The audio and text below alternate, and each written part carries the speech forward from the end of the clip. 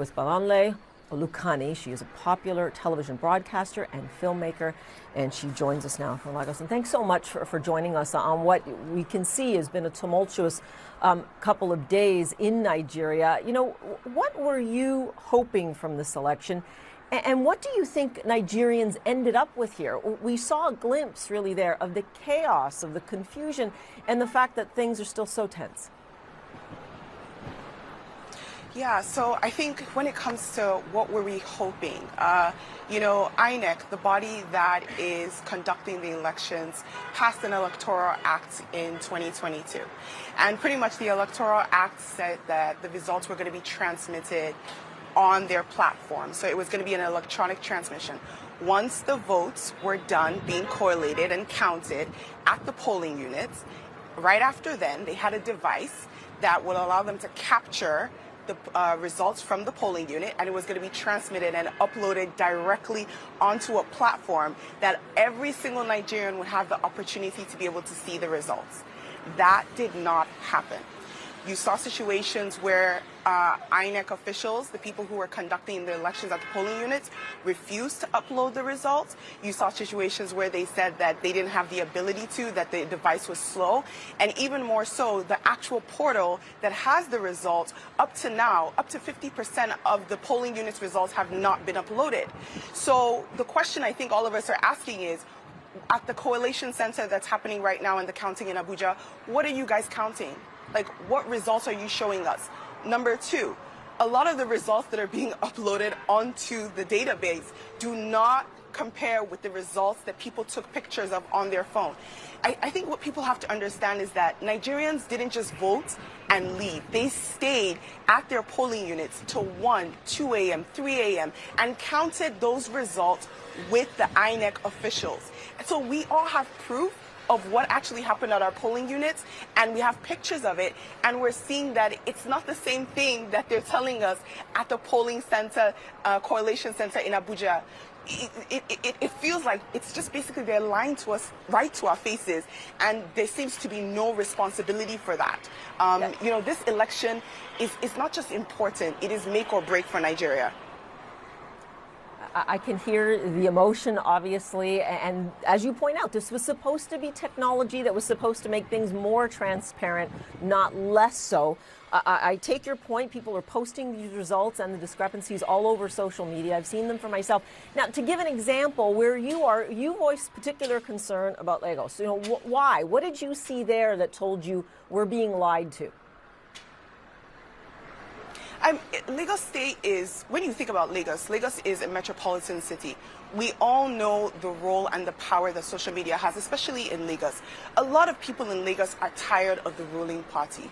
A lot of people in Lagos also came out to vote. The numbers that they're telling us of people that came out to vote, it doesn't correlate with what really happened. A lot of people were disenfranchised. They were not able to vote because there were thugs that were sponsored to come and disrupt the polling units. We saw videos of people, thugs, coming to polling units, and the police officers did absolutely nothing. They did nothing. So to us, we're kind of asking ourselves, like, why are we not being allowed to vote? What is the reason? What are people so afraid of that's going to come out if Nigerians choose to say, okay, this is who I want to cast my vote for? At the end of the day, Nigeria is at the breaking point. And I think for every single Nigerian, especially young people, the voting population of the people that were registered, it's about 39% are youth. And those people came out to vote.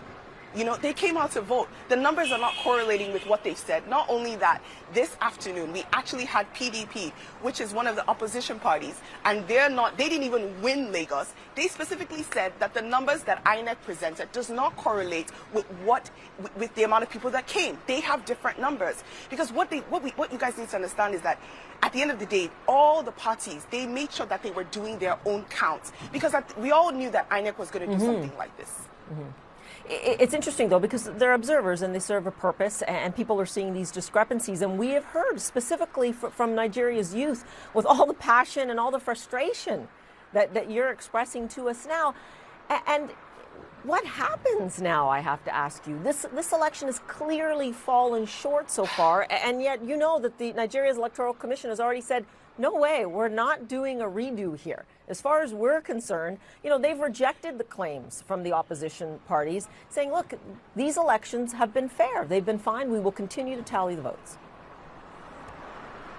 Well, it looks like what's going to happen is they're probably going to continue counting, and it looks like it's going to have to go to court, which is really unfortunate because technically what's supposed to happen in specific situations, and this is what their electoral law states, in situations where there's a cancellation, if the amount of votes that were canceled there could possibly affect the final results, there's supposed to be a rerun.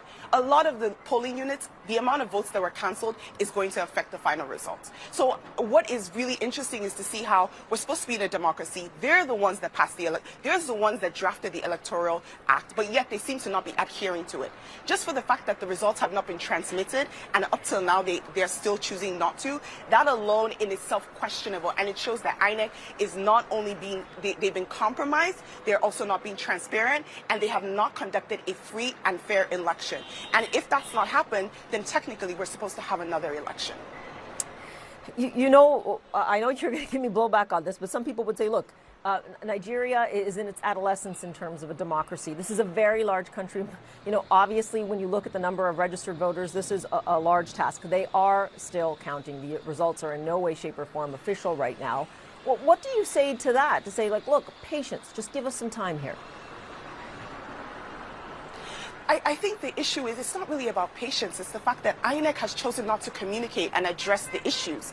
We have pictures that show that you have a piece of paper where results were recorded, and then after the results were recorded, someone took a pen and canceled those results out and put a new result, and you want us to accept it?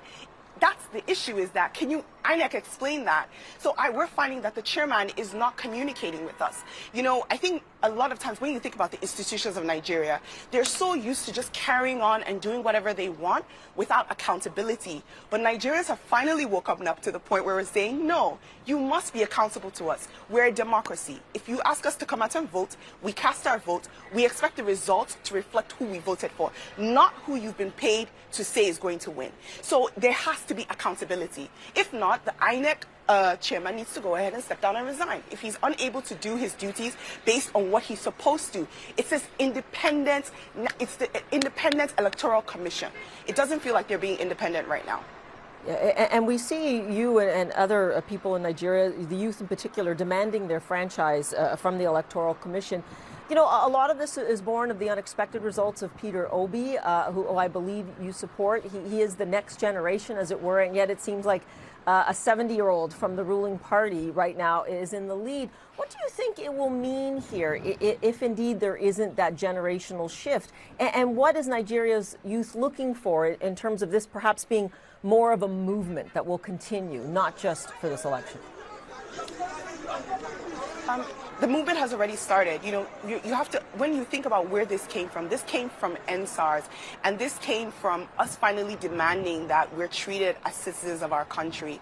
And Nigerian youth are finally involved in politics. So it's not going to be going down. We're not going back, no matter what happens. In terms of, the potential of having Bola Ahmed Tinubu as the president, I think a lot of Nigerian youth are worried about his health. We're worried about his ability to be able to rule Nigeria. We've been ruled by so many people who are much older, and they don't seem to be willing to accept or understand what it is that we need. But even more important, what we're looking for is a competent leader. Nigeria is at its breaking point. The amount of people that have exodus and left this country because it feels like it's unlivable. Everyone has said it. We don't have good roads. We don't have good light. We don't have healthcare. We don't have education. Last year, the average Nigerian youth spent 8 months at home because our schools were on strike. And it didn't seem like our government had any interest. So when we're saying we need a mindset of someone that's young, someone that's agile, someone that is going to listen to the Nigerian people, that is what we need. We need people who are accountable. And a lot of times when you look at the past leaders or the people that are running, they don't seem accountable, which is why a lot of Nigerian youth we have chosen, and we're saying, you know what? This Peter Obi looks like someone that's listening. listening to us. And we want to make sure that we are heard. The point is for us, whatever was voted on Saturday, we want those results. We don't want the results that they're doctoring. That is the most important thing.